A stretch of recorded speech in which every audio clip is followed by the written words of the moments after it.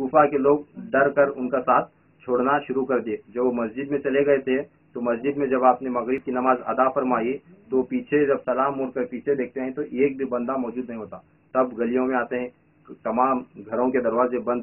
اس کے بعد امام مسلم پر حملہ کیا جاتا ہے, ایک یا دو بار حملہ ہوتا ہے. اس کے بعد میں امام مسلم رضی اللہ تعالیٰ عنہ کو ابن زیاد کے دربار میں پیش کیا جاتا ہے. پھر وہاں پر آپ کی شہادت ہو جاتی ہے. جب وہ شہید ہونے کے بعد ان کے لاشیں کو کوفہ کی گلیوں میں گھمایا جاتا ہے تاکہ لوگوں پر اور خوف طاری ہو, اور کوئی بھی جب امام حسین یہاں آئیں گے تو ان کی بیعت کرنے یا ان کا ساتھ دینے کے لیے کوئی اپنے گھر سے باہر نہ نکلے. اس نیت سے لوگوں پر خوف طاری کرنے کے لیے وہ حضرت سیدنا امام مسلم رضی اللہ تعالیٰ عنہ کے لاشیں کو کوفہ کی گلیوں میں گھماتے ہیں. اب پھر ابن زیاد کو یہ خبر ملتی کہ جب امام مسلم یہاں آئے تھے تو ان کے ساتھ ان کے دو بچے چھوٹے حضرت محمد اور ابراہیم ان کے ساتھ آئے تھے.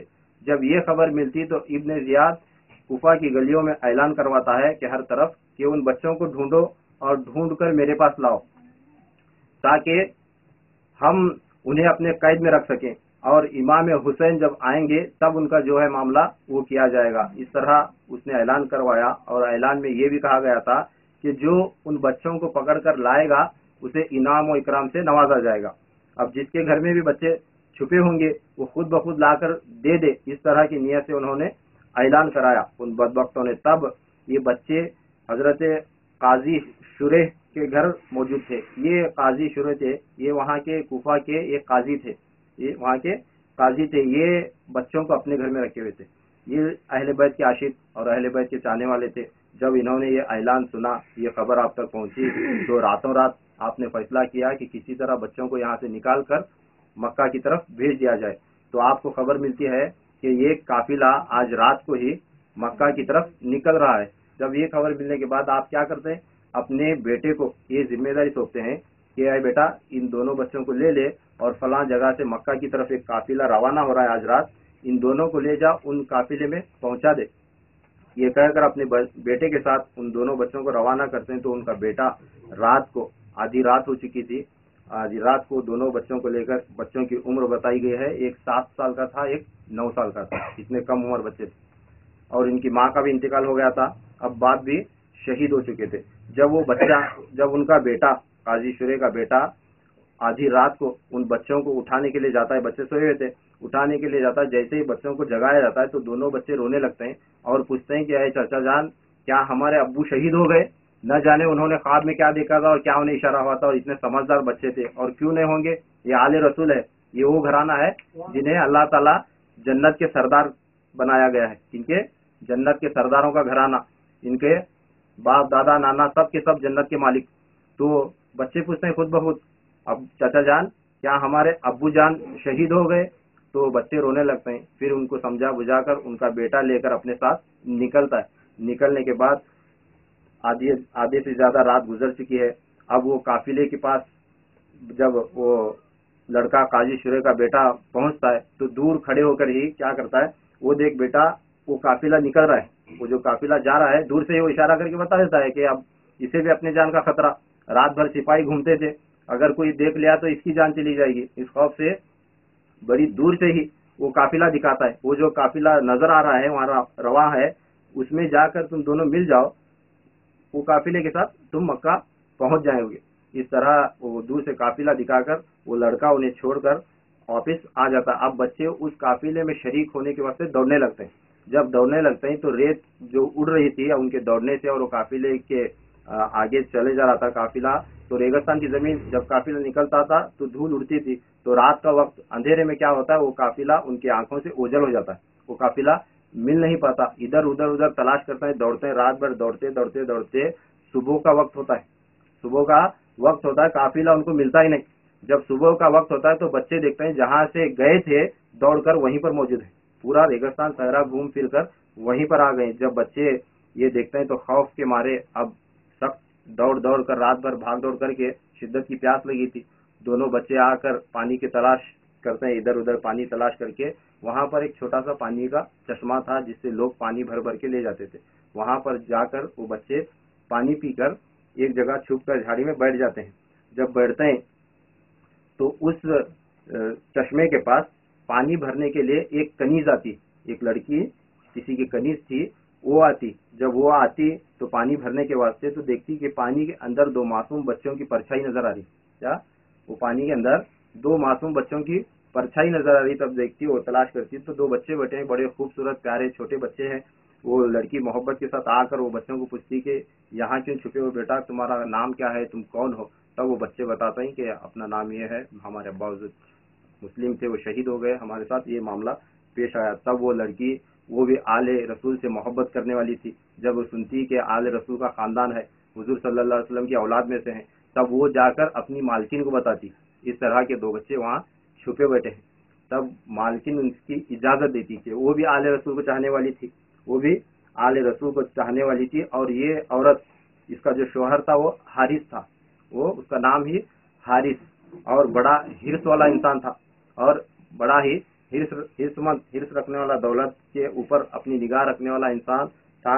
جب اس حارث کے بیوی کو بتایا جاتا ہے کہ وہ دونوں بچے فلاں جگہ ہیں اور امام مسلم کے بیٹے ہیں، سید زادے ہیں، یہ معلوم ہونے کے بعد وہ مالکن اجازت دیتی کہ انہیں گھر لے آؤ.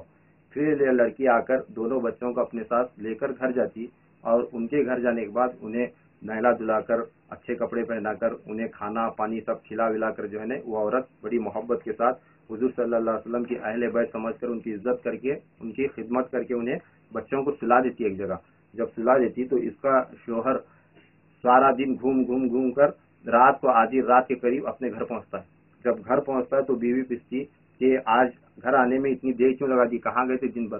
تب وہ بدبخت کہتا ہے کہ آج امام مسلم کے دو بچے ہیں جن پر ابن زیاد نے انعام رکھا ہوا ہے، اگر وہ بچے مجھے مل گئے تو میں مالا مال ہو جاؤں گا، کوفہ کا امیر بن جاؤں گا، اس نیت سے میں انہیں ڈھونڈنے گیا تھا.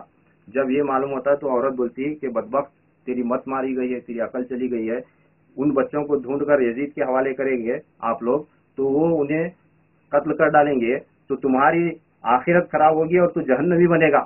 اپنی آخرت برباد مت کر. وہ آل رسول ہیں، وہ سید زادے ہیں جن کا کلمہ ہم پڑھتے ہیں، اور ان کے باپ اور نانا، ان کے چاچا، ان کا خاندان وہ ہے کہ اللہ تبارک تعالیٰ نے انہیں جنت کا سردار بنایا ہے، اپنے جنت کو جہنم میں نہ بدل. یہ اس کی بیوی نصیحت کرتی مگر وہ مانتا نہیں مانتا. تو رات آدھے سے زیادہ گزر چکی تھی، جا کر سو جاتے ہیں. جب سو جاتے ہیں تو تھوڑی ہی دیر گزرے رہتی تو اچانک اس کمرے میں جہاں پر جو بچے موجود تھے، دونوں بچوں کی رونے کی آواز آنے لگتی، دونوں بچوں کی رونے کی آواز آنے لگتی. تو وہ پھر کھڑا ہوتا آدمی جو سویا تھا حارث، وہ بھی اٹھ کر بیٹھ جاتا، لوگ جاگ جاتے ہیں. تو بچوں کی رونے کی آواز کہاں سے آ رہی پوچھتا ہے. تو اس کی بیوی بتاتی کہ تو سارا دن بچوں کی تلاش میں ادھر ادھر گھوم کے آیا ہے، اسی خیال میں سویا، شاید تیرے کان بج رہے ہوں گے، چپ سو جاؤ. کیا کان بج رہے ہوں گے، سو جاؤ. پھر تھوڑی دیر خاموش ہوتے ہیں بچے، خاموش ہونے کے بعد پھر رونے کی آواز آتی دونوں بچوں کی. جب رونے کی آواز آتی تو اٹھ کر ٹٹولنے شروع کرتا ہے کہ یہیں کہیں سے ہمارے ہی گھر سے بچوں کے رونے کی آواز آتی ہے. جب ٹٹول کر اس کمرے میں پہنچ جاتا ہے جہاں پر دونوں بچے موجود تھے، حضرت امام مسلم کے دونوں بچے اس کمرے میں موجود تھے، ان کا نام محمد اور ابراہیم. جب کمرہ کھول کر دیکھتے ہیں جا کر اندر تو دونوں بچے ایک دوسرے کو آپس میں گلے لگا کر رو رہے ہیں، دونوں بچے آپس میں ایک دوسرے کو گلے لگا کر رو رہے ہیں. تب جو ہے نا وہ عورت پوچھتی کہ بچوں، تم یہاں خاموشی سے سونا تھا، کیوں رو رہے ہو؟ جب عورت پوچھنے کے بعد دونوں بچے بتاتے ہیں کہ ہم نے ایک خواب دیکھا ہے، ہم نے یہ خواب دیکھا، خواب میں ہم نے یہ دیکھا کہ رسول اللہ صلی اللہ علیہ وسلم تشریف لائے، آقا علیہ السلام تشریف لائے، اور میرے ابا حضور بھی تشریف لائے. دونوں کو ایک ہی خواب گرا تھا. پہلے بچے کو ایک خواب گرا تو وہ رونے لگا، پھر سویا. پھر دوسرے بچے کو خواب گرا، پھر وہ رونے لگا، پھر دونوں اٹھ کر گلے مل کر رونے لگے. تو بتاتے ہیں کہ دونوں کو بھی ایک ہی خواب پڑا، کیا کہ رسول اللہ تشریف لائے، پھر ان کے ساتھ ہمارے ابا مسلم، حضرت مسلم تشریف لائے، اور رسول اللہ صلی اللہ علیہ وسلم ہمارے ابا حضور کو پوچھ رہے تھے کہ اے مسلم، تو آ گیا مگر تیرے بچے کہاں ہیں؟ بچوں کو کس کے سہارے چھوڑ کر آ گیا، تیرے بچے کہاں ہیں؟ تب ہمارے ابو نے جواب دیا کہ یا رسول اللہ، کل صبح میرے بچے بھی میرے پاس آ جائیں گے، کل صبح میرے بچے بھی میرے پاس آ جائیں گے. تو بچے سمجھ گئے کہ ہمارے ابا نے اس طرح کہا ہے تو ہماری کل صبح شہادت ہو گئی. اس وقت سے دونوں ہم ایک دوسرے کو گلے لگا کر رو رہے ہیں. ہماری یہ رات، یہ ہماری آخری رات ہے، یہ ہماری زندگی کی آخری رات ہے تو اتنے سمجھدار بچے تھے، اتنی سمجھداری. تو ہماری زندگی کی آخری رات ہے، پیغام رسول اللہ سے مل گیا، ہمارے ابا حضور سے مل گیا، کل صبح ہم یقیناً شہید ہو جائیں گے. جب یہ بات اس حارث نے سنی تو وہ دونوں بچوں کو کھینچ کر لے جانے لگا باہر. تب اس کی بیوی اور وہ کنیز روکنے لگتے ہیں کہ ایسا مت کر، انہیں مت لے جا، اگر لے جا کر انہیں کچھ نقصان پہنچایا تم لوگوں نے تو بھی جہنمی بننے کا سبب ہوگا، تو بھی جہنمی کہلائے گا اور تیری آخرت برباد ہو جائے گی، مت لے جا مت لے جا. کافی روکنے کی کوشش کرتے ہیں. تب وہ بدبخت اپنی بیوی اور اس کنیز کو مارتا ہے، اپنی بیوی اور اس کنیز کو مار کے وہ بچوں کو کھینچ کر نہر فرات کے بازو میں لے کر جاتا ہے. کہاں پر؟ نہر فرات کے بازو میں لے جاتا ہے. لے جانے کے بعد اب وہ سوچتا ہے کہ اگر میں ان دونوں کو اگر ایسا ہی زندہ اگر ابن زیاد کے دربار تک لے جاؤں تو ہو سکتا ہے راستے میں کوئی مجھ پر حملہ کرے اور مجھ سے چھین کر یہ بچوں کو لے جائے، خود انعام پالے. ایسا کیونکہ انعام رکھا تھا ابن زیاد نے، اگر کوئی راستے میں مل گیا مجھے مار کر ان بچوں کو لے گیا تو امام کا حقدار وہ بنے گا. یہ سوچ کر کیا کرتا ہے، وہ نیت کرتا ہے کہ ان دونوں کو شہید کر کے لے جاؤں، دونوں کو معاذ اللہ شہید کر کے لے جانے کی نیت کرتا ہے اور ان کو شہید کرنے کے واسطے تلوار نکالتا اپنی. جو ہی بچے تلوار دیکھتے ہیں تو بچے کہتے ہیں، چھوٹا بچہ کہتا ہے آگے بڑھ کر کہ پہلے مجھے مار، پہلے میری گردن اڑا، کیونکہ میں اپنے بڑے بھائی کو شہید ہوتے ہوئے نہیں دیکھ سکتا. پھر بڑا کہتا ہے پہلے میری گردن اڑا، میں اپنے چھوٹے بھائی کو شہید ہوتے ہوئے نہیں دیکھ سکتا. جب دونوں بچے خود شہید ہونے کی جگہ خواہش ظاہر کرتے ہیں اور میں پہلا شہید ہوتا ہوں، میں پہلا شہید ہوتا ہوں، اس طرح کی خواہش جب ان کی ظاہر ہوتی تو بدبخت تلوار سے ایک وار کرتا ہے اور ایک ہی وار میں دونوں بچوں کی گردنیں نکل کر الگ الگ ہو جاتے ہیں، دونوں کی شہادت ہو جاتی ہے. یہاں تک انا للہ و انا الیہ راجعون. جب دونوں بچے شہید ہو گئے تو ان دونوں کے سر انور کو ایک تھیلے میں ڈال کر اب ان دونوں بچوں کے جو جسم اطہر سے لاش مبارک، ان دونوں کے جسم کو نہر فرات کے اندر پھینک دیتا، اٹھا کر دونوں بچوں کے جسم کو نہر فرات میں پھینک کر دونوں کے سر لے کر ابن زیاد کے دربار میں حاضر ہوتا ہے. جب وہ ابن زیاد کے دربار میں حاضر ہوتا ہے تو اب ابن زیاد اسے پوچھتا ہے کہ کیا لایا ہے. تو یہ خوشی کے مارے دونوں بچوں کے سروں کو دکھاتا ہے کہ دیکھیں میں مسلم کے بچوں کو شہید کر کے ان کا سر لایا ہوں. جب یہ ابن زیاد سنتا ہے تو وہ غصے سے آگ بگولا ہوتا ہے اور بولتا ہے کہ بدبخت، تجھے کس نے کہا تھا کہ ان کو شہید کر کے لا؟ تجھے کس نے کہا تھا کہ ان دو بچوں کو شہید کر کے لا؟ ہم یہ چاہتے تھے کہ میں نے یزید سے مشورہ کیا تھا کہ یہ دونوں بچوں کو اگر ہم قید میں رکھے تو رکھنے کے بعد حسین کو اپنی بیعت کرنے پر ہم مجبور کرا سکتے تھے. معاذ اللہ، کیا اس کا کیا خیال تھا؟ ان دونوں بچوں کو اگر قید خانے میں رکھ دیا جائے تو جب حسین آئیں گے تو انہیں یزید کی بیعت کرنے پر ہم مجبور کر سکیں. اس نیت سے ہم نے بچوں کو یہاں پر قید میں ڈالا تھا. تو یہ خواہش جب وہ اس نے اپنی دلی خواہش ظاہر کی اور سامنے والے کا حال، اس کی نیت جب دیکھا اس نے ابن زیاد نے جب دیکھا دونوں بچوں کو کے سروں کو، تو ابن زیاد اس بدبخت حارث کو کہتا ہے، کیا اے حارث، تو نے اپنے حرص کے بنا پر یہ کام کیا ہے، اب تجھے اس کی سزا اسی طرح ملے گی جس طرح تو نے ان بچوں کو مارا ہے. کیا اللہ تعالیٰ کا نظام دیکھیں کہ دشمن سے ہی دشمن کو ماروا رہا ہے. کیا اللہ تعالیٰ دشمن سے ہی دشمن کو مروا رہا ہے. تو یہ آل رسول سے بغض رکھنے والا، ان کو نقصان پہنچانے والا انسان کبھی بھی سکھ نہیں پاتا، اسے دنیا میں بھی لعنت ہے اور آخرت میں بھی لعنت ہے.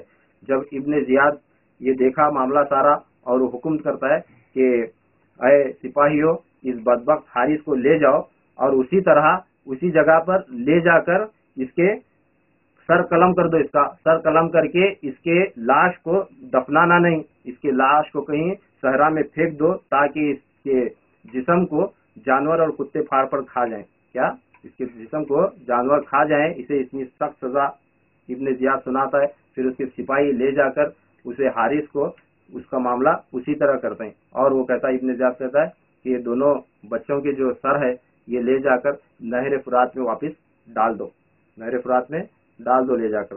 جب وہ سپاہی دونوں بچوں کے سروں کو لے کر نکلتے ہیں، نکلنے کے بعد جا کر وہ نہر فرات میں ان دونوں کے بچوں کے سر پھینک دیتے ہیں. جسم بھی وہاں پھینکے گئے تھے اور سر بھی وہاں پھینکتے ہیں. پھینکنے کے بعد اللہ تعالیٰ کی شان ان دونوں جسموں سے اور ان دونوں सरों से ऐसी करामत जाहिर होती, जैसा ही इधर से ये दोनों भी सर फेंके गए और ठीक उसी तरह उधर से जहां पर पहले फेंके गए थे वो दोनों जिस्म तैरते हुए आते हैं। इधर से सर जाते हैं, उधर से दोनों जिस्म बहते हुए आगे आगे आते हैं और हर सर जिसका सर था, जिसका जिस्म था, अपने बराबर अपने अपने जिस्म से वापस जुड़ जाते हैं। जुड़कर दोनों भी एक किनारे पर आकर लगते हैं। दोनों बच्चों के जिस्म अपने सरों के साथ जुड़कर वापस एक किनारे पर आते हैं। फिर आले रसूल के चाहने वाले आशिकों ने इन्हें उठाकर वहां से ले जाकर दफन फरमाया है। अब दफन फरमाने के बाद आज उनके मज़ारात भी मौजूद हैं। आज उनके कुफा में मज़ारात भी मौजूद हैं और इन दोनों के मज़ारात की अल्हम्दुलिल्लाह मैंने ज़ियारत की है। जब हम करबला गए थे तो ये दोनों बच्चों के करबला के अंदर मज़ारात हैं, बड़े आलीशान मज़ारात हैं। आज भी दरूद व सलाम और हर वक्त फातिहा इनके मज़ारात पर चलती, बड़े आलीशान मज़ारात हैं। और जब इनके मज़ारात पर हाजिर होते हैं तो आपको एक बात बता दूं कि जिसी भी मज़ार पर, जिसी भी आस्थाने पर हम जाएंगे तो हमें क्या करते हैं, सबसे पहले वहाँ खड़े होकर फातिहा पढ़ते हैं, दरूद व सलाम पढ़ते हैं, कुरान शरीफ की तिलावत करते हैं, फिर अपना दुखड़ा अर्ज करते हैं और मन्नत मांगते हैं, अल्लाह ताला की बारगाह से कुछ अर्ज करते हैं, कुछ मांगते हैं। इस तरह का सिलसिला होता है हमारा। मगर खुदा की कसम जो मेरे साथ हुआ, मैं आपको बता रहा हूँ, ये जब इन शहदाए कराम के, करबला के शहदा के मज़ारात पर जब हाजिर होता है ना, तुम्हारी जुबान नहीं बोलती, तुम्हारी आंखें बोलने लगती। क्या जुबान खुद बखुद खामोश हो जाती। आप किसी भी शहीद करबला के मज़ार पर हाजिर हो, जाकर देखो जिंदगी में मगर मौका मिला तो एक मरतबा तो करबला जाकर देखो। ये शहीदों के मज़ारात ऐसे हैं, अगर जो ही उनके मज़ार के अंदर आप दाखिल होते हैं, वहाँ इंसान की जुबान बंद हो जाती है और इंसान खुद ब खुद थर्राने लगता है, कांपने लगता है, एक हैबत तारी होती और जुबान नहीं बोलती, आंखें बरसना शुरू होती। बड़े ही मासूम बच्चों की छोटी छोटी कब्रें छोटी हैं मगर आस्थाने बहुत बड़े हैं। इनकी ज़ियारत अल्हम्दुलिल्लाह हमने की और वहाँ पर फातिहा वगैरह पढ़ के हम निकले थे अल्हम्दुलिल्लाह। अब इसके आगे का बयान मैं जारी कर रहा हूँ।